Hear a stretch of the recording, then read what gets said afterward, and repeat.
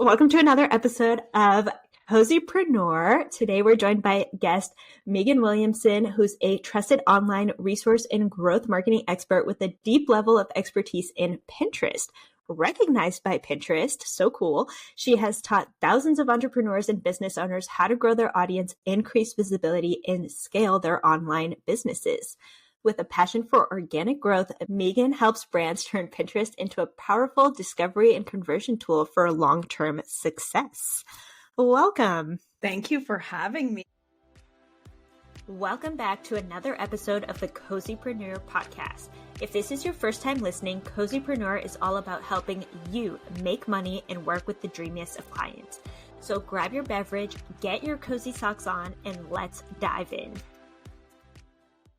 Honestly, I just have to get it out of the way. The name of your podcast is like a good 50% of my personality is about being cozy. And so it just feels like such a good fit.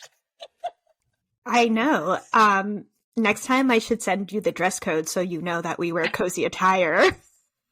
Well, I will say that, there are 2 days a week that I put on fancy clothes. And when I'm going to be on a podcast, I always do, in case somebody sneaks in that this is going to be on YouTube. Why don't people use the word cozy more? Because really, that's what we're all going for, right? Cozier lives, cozier marketing, cozy homes. I don't know. I feel like I've been finding it more. I think I'm finding my people of people who don't like leaving the house. I think those are my people. Yeah, sure. And they need help with Pinterest. Yes. So tell me a little bit about, I think everybody knows what Pinterest is. I know that I have a wedding pin board from planning my wedding. I've also used it for home decoration ideas. Yeah.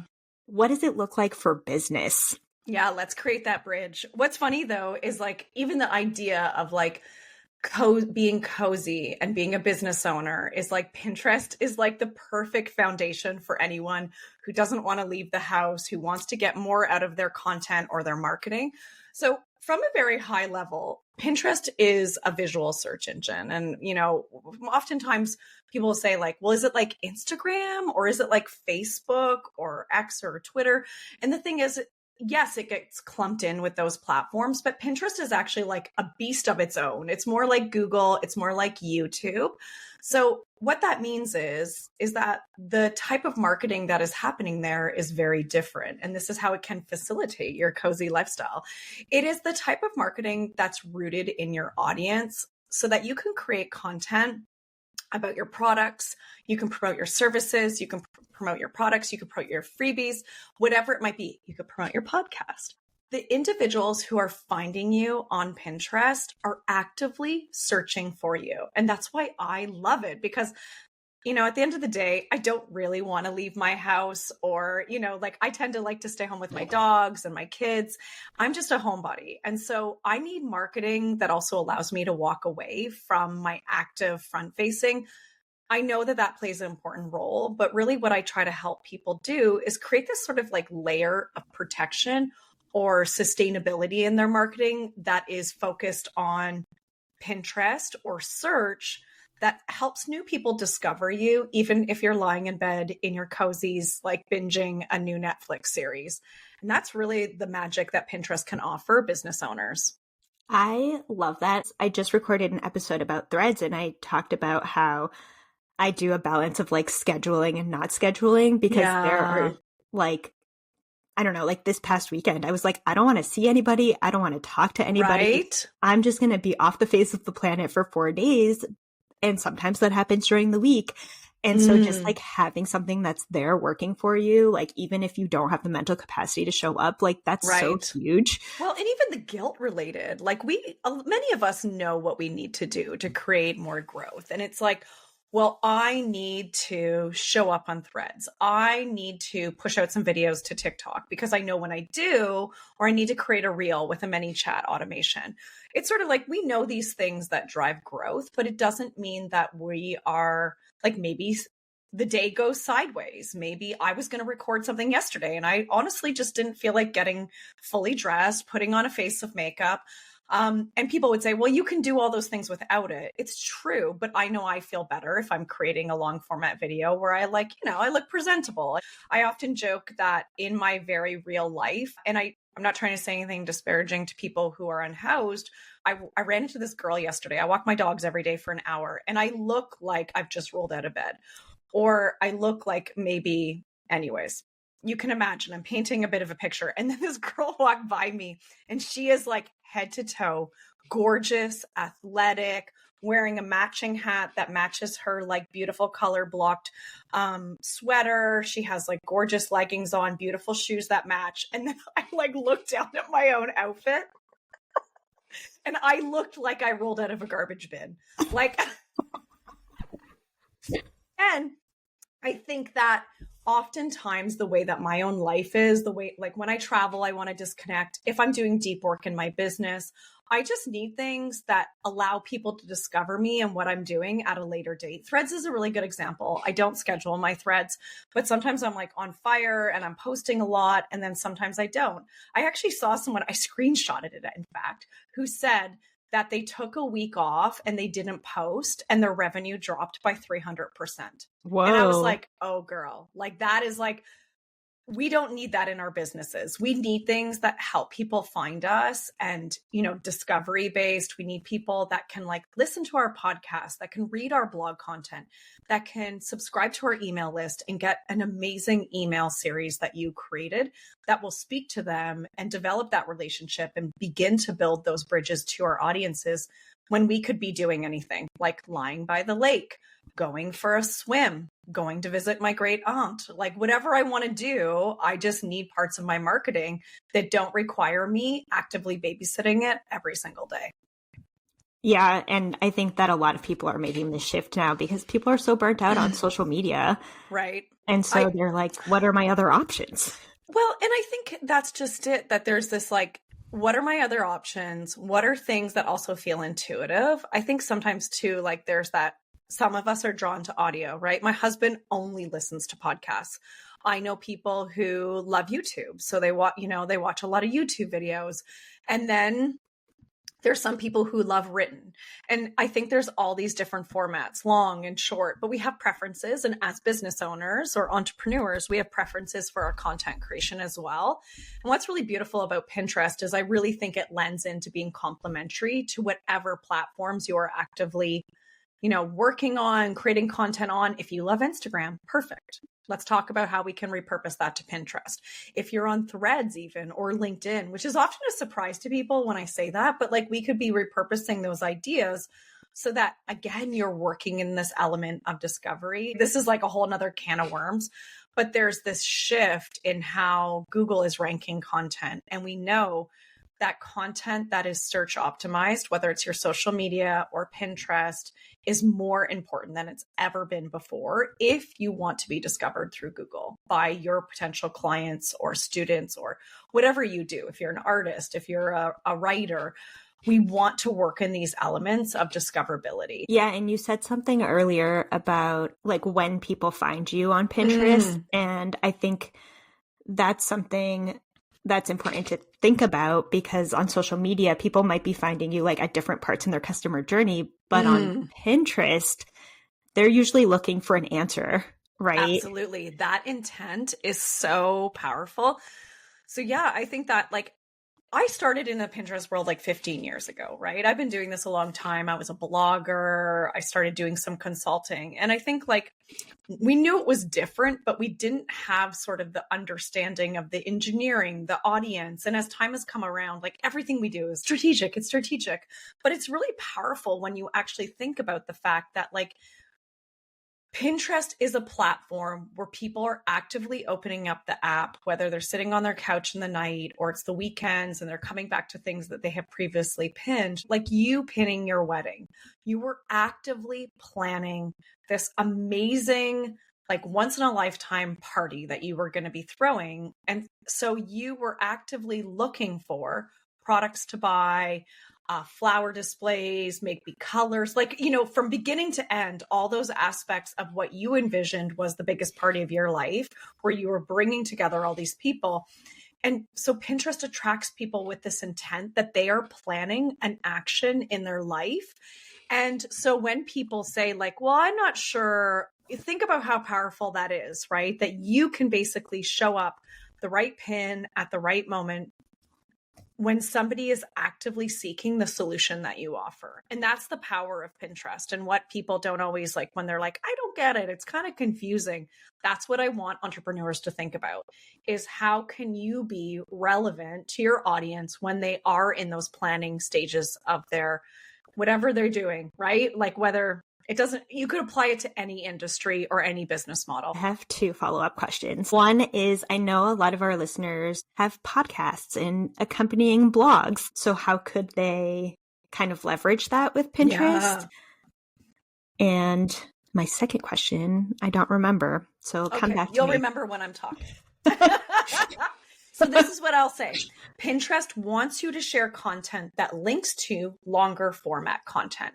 Pinterest knows that people are coming to Pinterest to get an idea of things that will aid them or help them or be valuable, whether it's inspiring, informational, whether it's sort of like planning for a next stage of your life. I know that there was a point where like I use my Pinterest account for business, but it's also about planning. So literally 10 years ago, I created a board that was called My Someday Cottage or My Future Cottage. I literally never thought I'd be a cottage owner. I was just like, that's like a rich person thing. What's funny is I brought that board to life. I was given an opportunity a while ago and we purchased a lakeside cottage, and it was like truly on my like manifestation list, right? So I think that when you think about that people are looking for education, looking for solution, looking for ideas, or even aspiration, like me with the cottage. And so when we think about that, Pinterest knows and acknowledges that most pinners are looking to be taken off the platform to go to the place where they can gather like more context and more in-depth information. And that is your blog.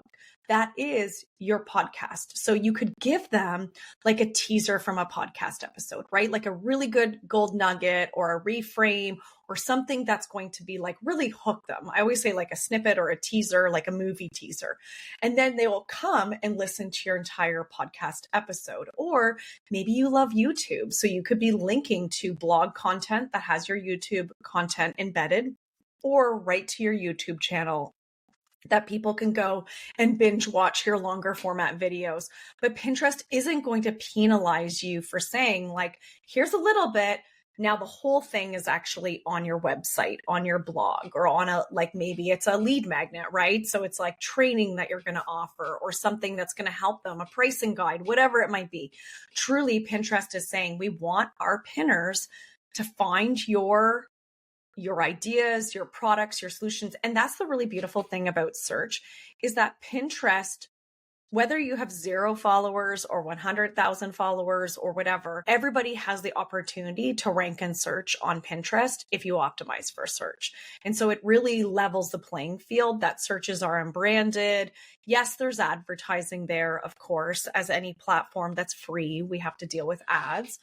But I just think that's an amazing opportunity for people when you like really think about the fact that the intent of using that particular social media app is so different.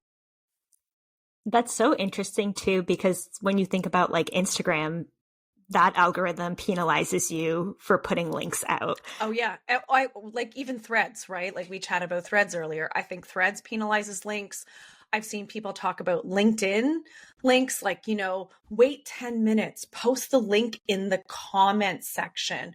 Like, to me, I'm just like, what? Like, coming from the Pinterest world where it's like, we have been conditioned. It's like, there's a blog post that I can go and read and get the 14 like steps to propagating succulents in my home. Actually, people will be disappointed if you are directing traffic to something that's very shallow and doesn't have depth from Pinterest, because they're expecting to get more. They're expecting that you're going to take them somewhere that does really convert them, teach them about what's different in your unique approach or style. Yeah. And I think especially when I was starting out in business, so many of the resources I found were from Pinterest, where I was like, oh, all of these copywriters that are selling products and Yeah. Yeah. Right. But that's just it. I always ask people, like, if people are on the fence about, like, well, I'm not sure. Like, my biggest thing is like, well, have you used it to plan something?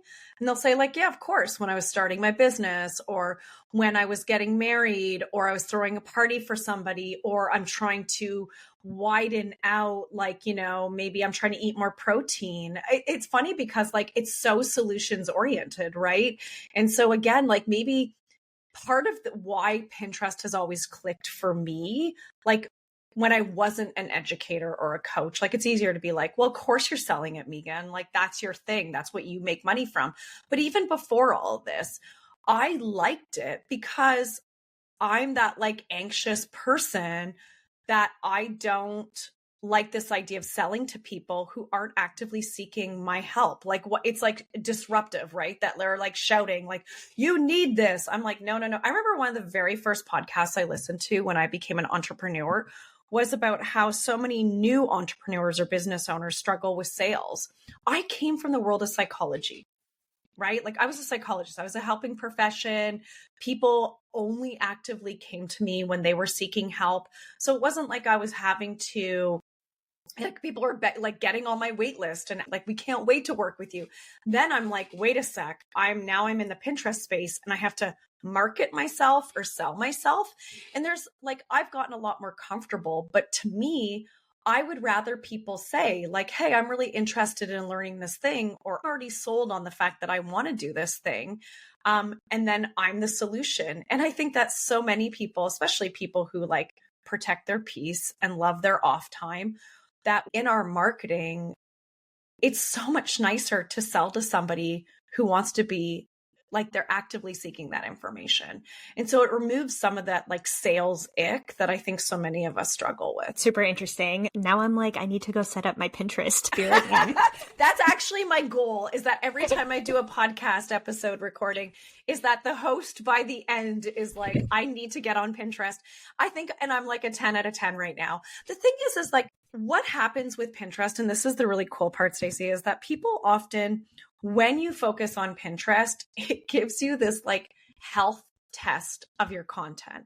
So when people struggle with what type of content should I be creating for my audience? What does my audience need from me? And then pairing your products or the ways that you've monetized your business with your content, which is always a struggle, right? I think a lot of people struggle with that, or certainly I see that, is that Pinterest becomes this really, like, if your content sucks, Pinterest is going to be hard. And often it's because we need to adjust how we are showing up for our people. And if you are creating high quality content that's educational, that's helpful, that's meeting your audience where they're at, Pinterest is going to let you know really quick. Like, you don't even have to be an analytics marketing girly, like whatever those jokes are, the meme, like you're either a marketing data person or you're there for like the aesthetics. And I think like I'm a balance of both, but like, all you need to understand is that when somebody saves one of your pins, they're literally saying, I want to come back to this later. I want to learn this thing. This is helpful, and I want to come back to it. And that is like such a strong instant indicator of whether your content is helpful to your audience or not. That makes a lot of sense. As a writer, and I tell my clients this all of the time, like, I am not a designer. Like, if you want like fancy looking emails, like, I am not your person. I can plug in your emails. Sure. But as a not super visual or artistic person, what like recommendations do you have for making your Pinterest? Well, I'm not either. Like, especially for those of us who are like, I always say like, we're infopreneurs. I hate that word, but it's that we are like, like we're not visual. And it's funny because Pinterest is a visual platform. So what I would say is that you can find, like, there's so many gorgeous, beautiful templates out there, that some are free, some are paid. that are information based. So for people who are in services, people like you and I who, like we attract people through our writing. And how do you show, like for me, I'm a Pinterest marketer. How do you show that in your visuals? So Pinterest does two things as a visual search engine. It scans your image, okay, or your video. It wants to look at the cover and it wants to know like, who is this for? And that's why if you've ever wondered why on Pinterest, there's always text overlay, it's so that you are sending a clear, concise signal about what that content's about. If you help like introverts with their messaging or their marketing, if you help them with their email marketing, you need to say email marketing so that you're sending a signal to the way that Pinterest understands your content. And that's where your copy becomes so, so important. And I see people who like, they'll take something they created for Instagram, which I think when we create a lot of content for Instagram, we're assuming that the people seeing it already know who we are. They know what we're about. Like basically it's like active engagement. It's an active conversation. Whereas every pin on Pinterest might be shown to somebody and they've never heard of you before. So you need to think about your language. You need to provide context. And that's why sort of more very earlier beginner type language resonates with people on Pinterest because it's super clear, it's super simple. And so for someone like you, what I would really look at is how to view every single pin that you're creating. Like if this person has no clue who I am, have I provided enough information in my language, in my text overlay, in my pin title that somebody would be like, oh yeah, I need this. This is really helpful. They want to know what they're going to learn, what they're going to get. What sort of solution are you providing, right? 7 ways to improve your messaging this afternoon.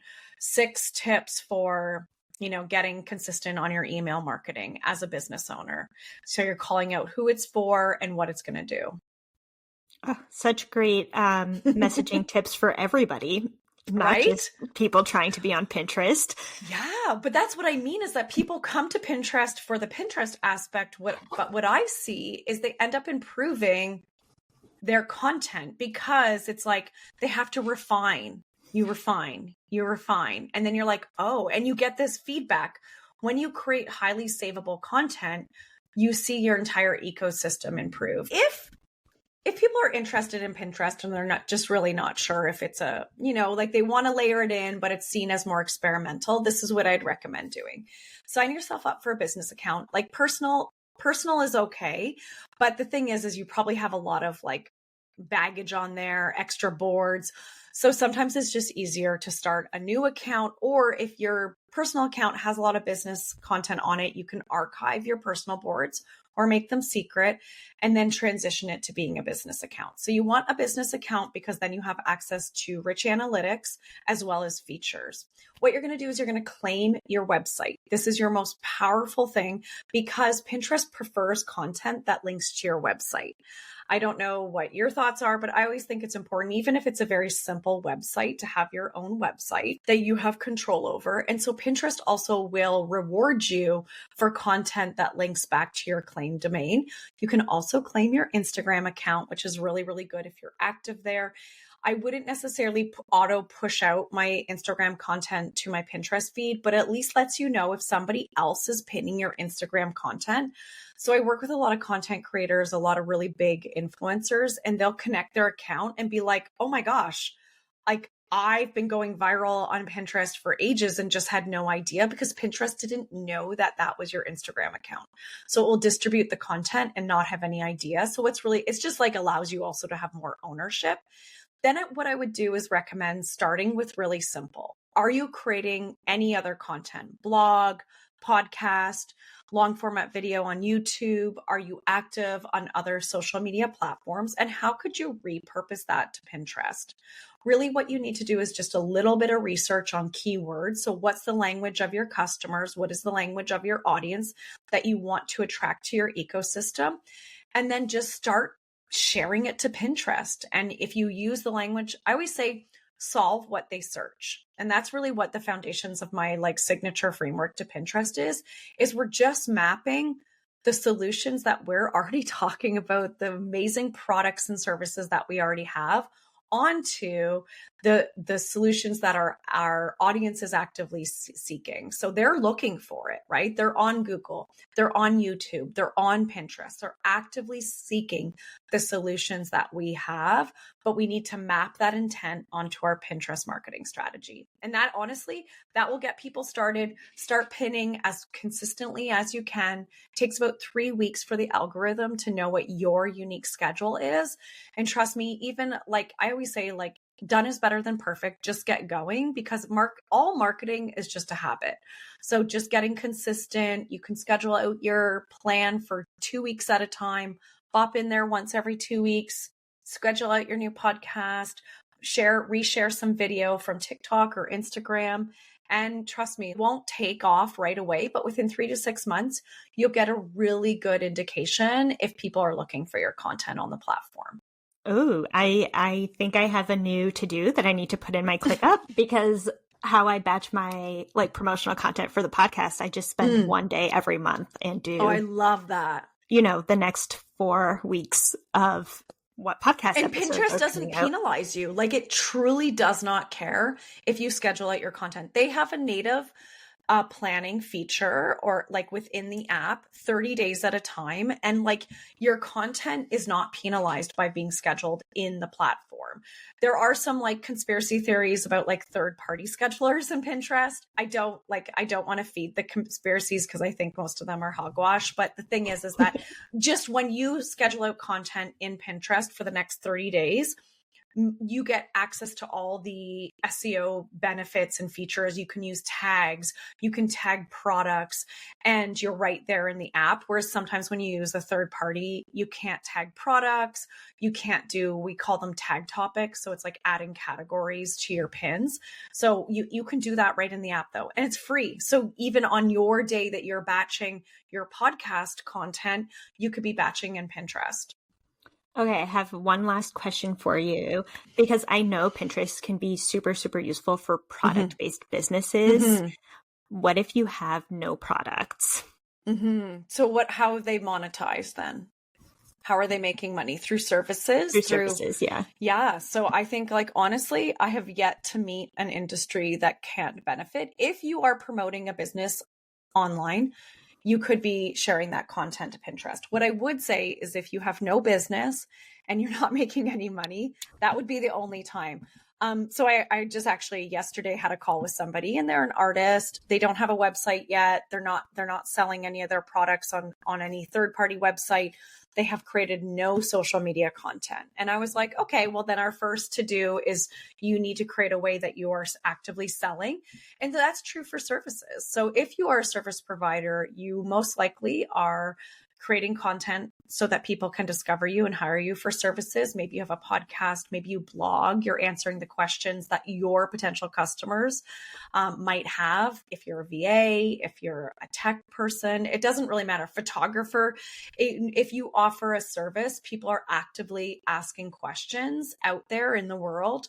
And Pinterest is that place where you could be sharing that content. We have lots and lots of people in my programs that are service-based, and they're getting inquiries from Pinterest.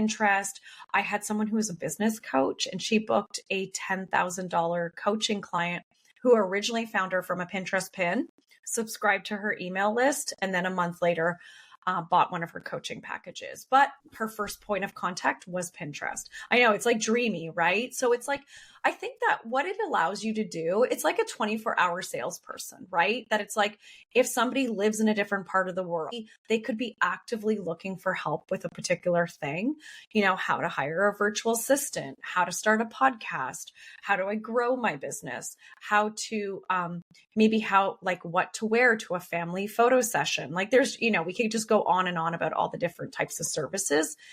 But we know that our audiences, even as service providers, are actively asking themselves questions about that thing. I was a Pinterest manager before, right? So people would say like, well, what should I ask a Pinterest manager? Am I ready to use Pinterest? When should I hire a Pinterest manager?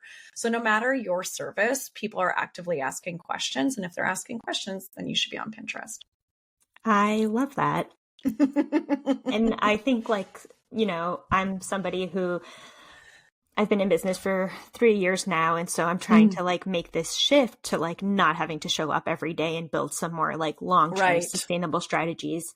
And so this all started with like the podcast that I launched last year and like creating blog posts to go with the podcast. So I don't know. Now I'm flirting with the idea of Pinterest. So you've got my brain thinking, and I'm sure some listeners are thinking too. And what I would just say is you're already working so hard to record those podcast episodes, plan them, turn it into blog content, that Pinterest isn't, again, like I really always want to make it clear. It's like, it's not Instagram versus or this versus that. It's actually that Pinterest is a layer of protection that allows people to discover that blog post about your services or about something that you're speaking about on your podcast or in your blog post, that it allows people just to discover it 24 hours a day because you mapped it onto the things that they're actively looking for, right? No matter the time of day. And I think that when we layer in that layer of efforts that allow people to find us at a later date, whether it's in a year or 6 months, that is so powerful when you have a planned vacation. I take my summers off.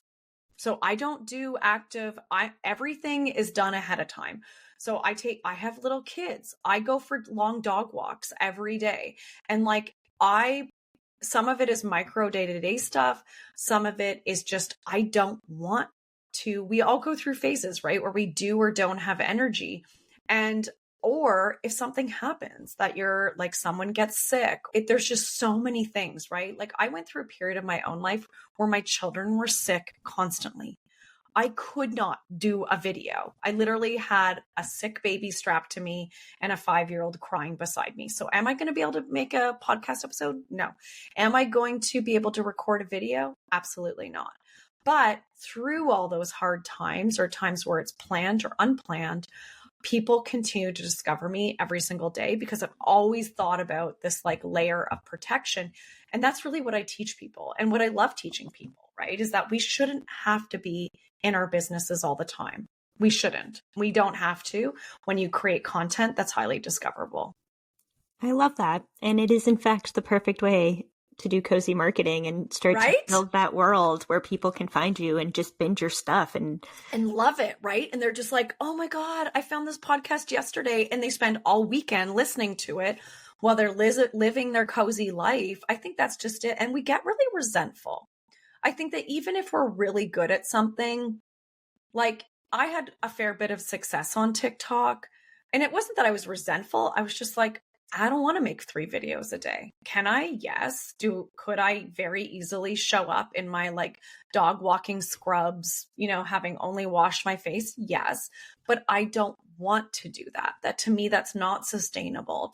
And, all the power to people who love it, who are showing up actively, but they'll reach a stage like that person I mentioned on Threads, right? They went away for a week and their revenue dropped for 300%. I'm like, oh, that's painful. That is painful. And yeah, I think, it's nice to just be able to like shut down the laptop and go on vacation. Oh my gosh, and right? leave it behind and know that like there's still things coming out. I think sometimes we do things today for future us. Like, I plan, like people are like, Meagan, how do you do that in the summer? I'm like, oh, listen, like I'm doing stuff in June in my son's last month of school so that when July comes, like I'm on the dock, we're camping, we're somewhere with no internet. But you want to do things today to say thank you to future self, whether it's actually, this is a funny story. So I brought my laptop on my vacation that I went on. It was a planned vacation in December. My husband does all my tech. We run several companies, and running courses, we have to be available for our students if something pops up. And so we knew that we were going to take time off. We planned all our marketing. It was fine. I got to Mexico and my own password manager blocked me and locked me out of every single app and program I had. Oh no. I could not get onto my laptop and I'm an old-fashioned girly. Like I don't do big things from my little phone. Okay. This is for like quick stuff. I don't have banking on my phone. I don't have Thrivecart on my phone. I don't send emails. Like, I don't send my email list. It's all done from big computer. Those are big computer activities to me. So like, I couldn't do anything, Stacy. And I was just like, you know what? It's totally fine. Like, it's totally fine. It's not really a big deal. But if I was somebody who didn't have these layers of protection, automations, things set up in advance, I would have had a full conniption. Like, but my LastPass locked me out. It was like, nope. And it wouldn't send me, like, I kept saying, it's me, let me in. Nope. How rude. I know. But you know what? It was a gift. It was a total gift. And I just wish that for anybody, that we can that you can walk away, whether it's a planned vacation, whether you get the flu, your cat or dog gets sick. Like, the last thing you want to think about is like, oh, I've got to go do this thing so I can pay my, mortgage or my rent. Like, I just don't want anyone to be in that position ever. Yeah, it's so stressful. So yes, to building sustainable long-term strategies, you have a freebie to share, the perfect Pinterest image guide. Yeah. Do you want to tell us about it? Sure. So if people are just dipping their toes in, one of the biggest challenges that most business owners have is, how do I adjust my content for the platform?